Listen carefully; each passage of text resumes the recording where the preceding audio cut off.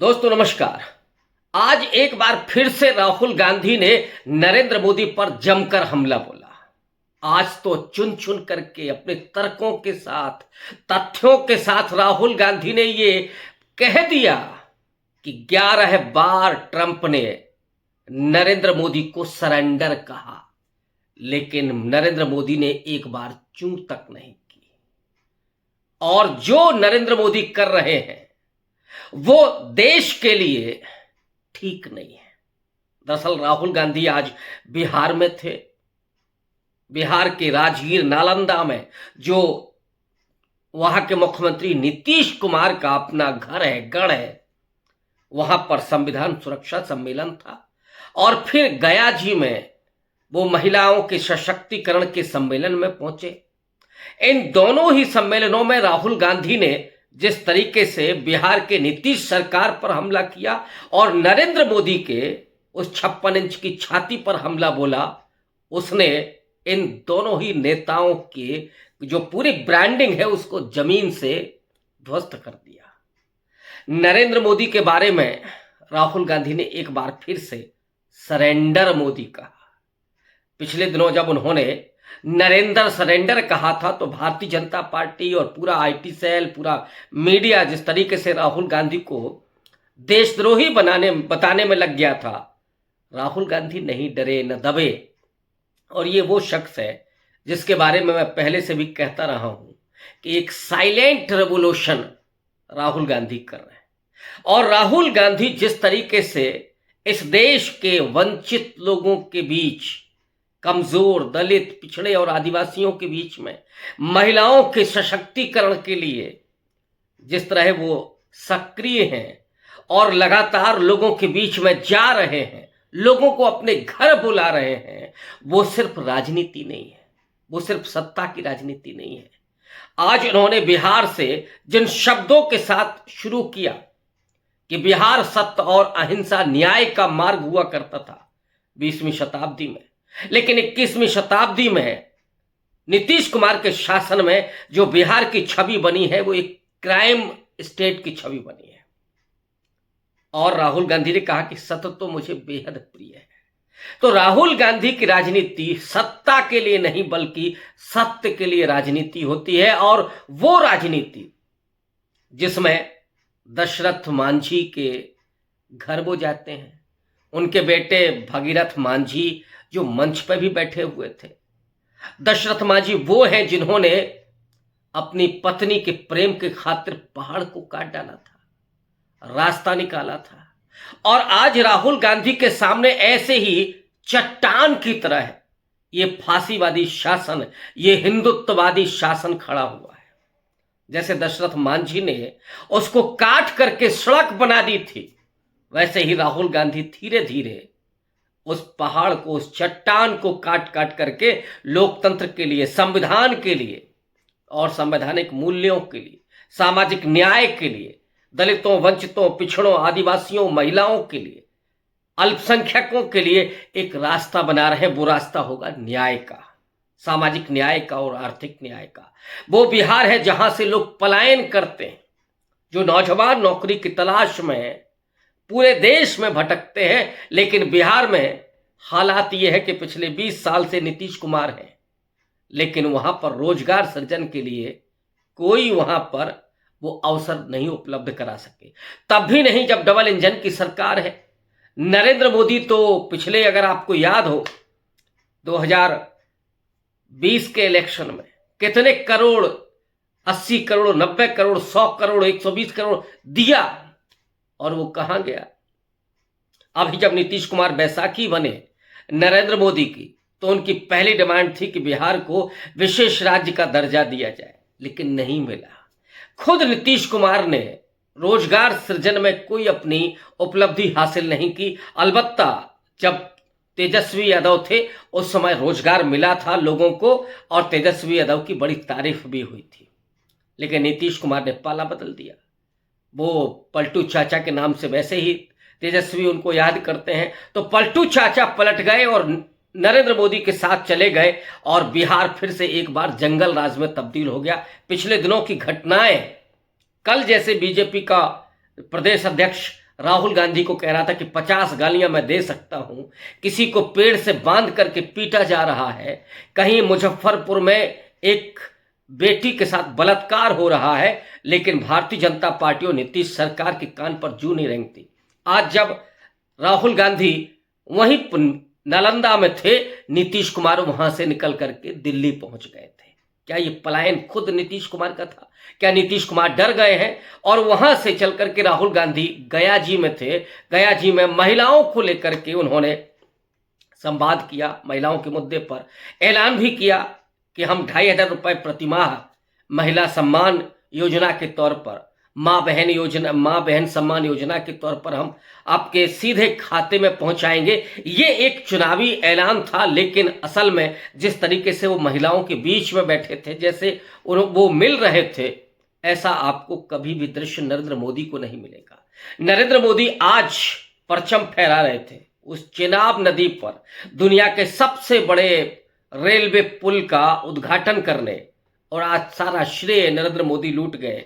यहां तक बोले कि अच्छा काम करने का तो सिर्फ मुझे ये जिम्मा मिला है, मेरे हिस्से में आता है।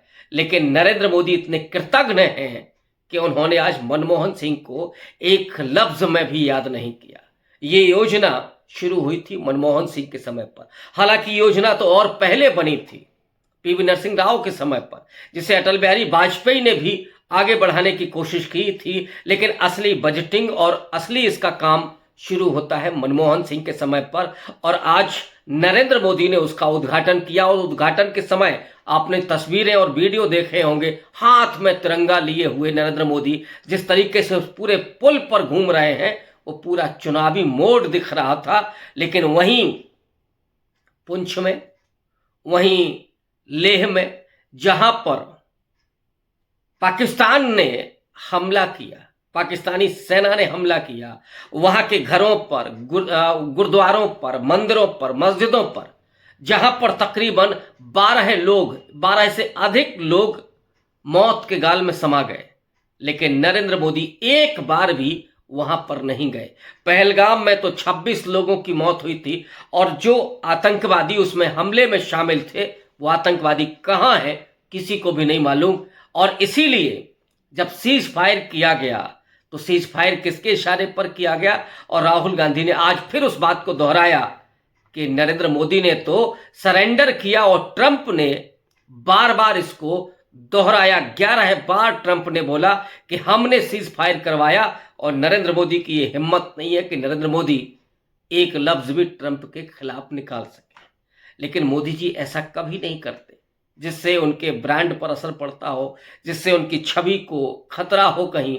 वो नेगेटिव कभी उसमें जाते ही नहीं, किसी भी मामले में जाते ही नहीं है। लेकिन क्या वो नेता हो सकता है? क्या उसे आप जननेता कह सकते हैं? राहुल गांधी लेह भी जाते हैं, राहुल गांधी पहलगाम भी जाते हैं, कानपुर भी आते हैं, और राहुल गांधी उस हिमांशी नरवाल के घर भी जाते हैं जिसकी अभी अभी शादी हुई थी, और उसकी मांग का सिंदूर पूछ गया। नरेंद्र मोदी केवल सिंदूर ऑपरेशन करते हैं, और आज भी उन्होंने कहा कि पाकिस्तान जब भी ऑपरेशन सिंदूर को याद करेगा तो उसे हार याद आएगी। लेकिन नरेंद्र मोदी इस सवाल का जवाब नहीं दे रहे हैं कि आपने सीज फायर क्यों किया। क्या वजह है कि शहनवाज शरीफ ये कहते हैं, पाकिस्तान का प्रधानमंत्री ये बोलता है कि हमने 1971 का बदला ले लिया है, हमने 1971 की हार का सम्मान अपना वापस ले लिया है। लेकिन नरेंद्र मोदी केवल और केवल अपने प्रचार के लिए बार बार ये कहते हैं कि साहब पाकिस्तान को तो अपनी हार याद आएगी, लेकिन वजह क्या थी सीज फायर की, ये नरेंद्र मोदी नहीं बता रहे, या किन शर्तों पर सीज फायर किया गया ये भी नरेंद्र मोदी नहीं बताना चाहते हैं। ये सीधे दिखाता है कि ट्रंप के धमकी पर, और ये धमकी तो अब रूस के राष्ट्रपति ने भी क्लियर कर दी, वहां से भी खबर आ गई है कि रूस के राष्ट्रपति व्लादिमीर पुतिन और ट्रंप के बीच 75 मिनट की बातचीत हुई है, जिसमें भारत और पाकिस्तान के बीच सीज फायर का भी मामला आया था। तो राहुल गांधी जब इस बात को उठा रहे हैं तो भाजपाइयों को तो मिर्ची लगना स्वाभाविक है, लेकिन जो गोदी मीडिया है वो भी लगातार राहुल गांधी को टारगेट करने में लगा हुआ है। असली जो राहुल गांधी इस समय काम कर रहे हैं, बिहार चुनाव चुनाव का राज है और राहुल गांधी कितना सीरियस है। मैं पिछले दिनों लगातार इस बात को रेखांकित कर रहा हूं कि राहुल गांधी के लिए 2025 का साल ये संगठन का साल है और सत्ता में वापसी का साल है। राहुल गांधी कांग्रेस को भी रिवाइव कर रहे हैं और जहां जहां उनके हाथ से सरकारें और सत्ता गई है वहां फिर से वापसी करना चाहते हैं। उसकी मूल वजह है कि जब तक आप सरकार में नहीं आएंगे, जब तक आप सत्ता से बेदखल बीजेपी को नहीं करेंगे, तब तक आप उस सिस्टम को, जो सिस्टम नरेंद्र मोदी ने अपने हाथों में ले लिया है और जिसके जरिए वो पूरे देश को संचालित कर रहे हैं और खामोश कर रहे हैं लोगों पर जिस तरीके से पूरा पुलिसिया तंत्र का, सिस्टम का आक्रमण हो रहा है, तो उस सिस्टम को जब तक आप ब्रेक नहीं करेंगे तब तक आप इस देश में संविधान की रक्षा नहीं कर सकते, तब तक आप लोकतंत्र और धर्मनिरपेक्षता, सामाजिक न्याय की रक्षा नहीं कर सकते। इसीलिए राहुल गांधी ने 2025 के साल को सत्ता में वापसी का भी साल बना लिया है। बिहार में 3 दशक से कांग्रेस पार्टी नहीं है, लेकिन बिहार में तेजस्वी यादव हैं, लेफ्ट की पार्टियां भी हैं। राहुल गांधी एक गठबंधन बना करके चल रहे हैं। उन्हें अभी तो नीतीश और बीजेपी को बाहर करना है। तेजस्वी यादव और कांग्रेस पार्टी सत्ता में आना चाहती है और उसके लिए उन्होंने राजेश राम को अपना प्रदेश अध्यक्ष बनाया, कन्हैया कुमार को लेकर के आए। और राहुल गांधी जिस तरीके से सामाजिक न्याय, खास करके अति पिछड़ा समाज को एड्रेस कर रहे हैं या दलितों में नॉन पासवान को एड्रेस कर रहे हैं, अभी भगीरथ मांझी जो टिकट मांग रहे हैं उनको जिस तरीके से वो सामने ला रहे हैं, ऑब्वियस है, या राजेश राम को वो लेकर के आए, तो जो नॉन पासवान दलित जातियां हैं वो जो एक जमाने में नीतीश कुमार की कॉन्स्टिट्यूंसी हुआ करती थी उसको अपने पाले में खींचने की पूरी कोशिश राहुल गांधी कर रहे हैं। और राहुल गांधी जिस तरीके से डॉक्टर अंबेडकर की बात कर रहे हैं, जिस तरीके से उन्होंने सामाजिक न्याय की बात की, संविधान की बात की, उससे ये तमाम जाति समुदाय राहुल गांधी के साथ खड़े हो रहे हैं।